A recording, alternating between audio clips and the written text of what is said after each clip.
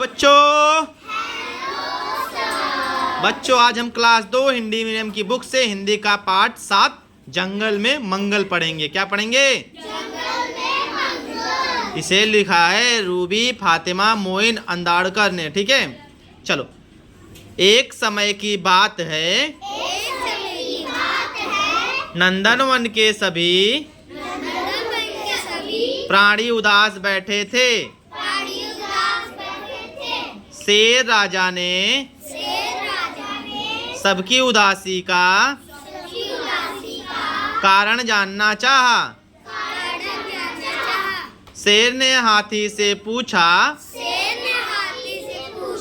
अरे सब उदास क्यों हैं?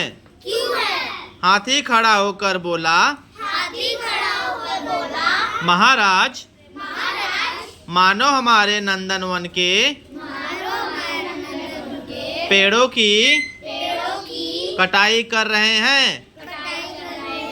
हमारे भोजन और निवास की जगह कम हो रही है।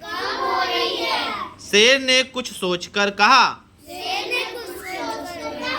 अरे ये मानव धीरे धीरे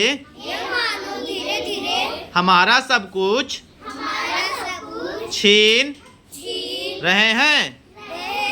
भालू बोला, हमारी तो कई जातियां भी समाप्त हो गई हैं। सारे प्राणी अपनी अपनी परेशानियां बताने लगे। मानव के सिर पर ही सारे दोष मढ़ने लगे। शेर ने सभी को रोकते हुए कहा, शांत शांत। इस तरह से कोई भी परेशानी हल नहीं होगी। आप धीरज बनाए रखें।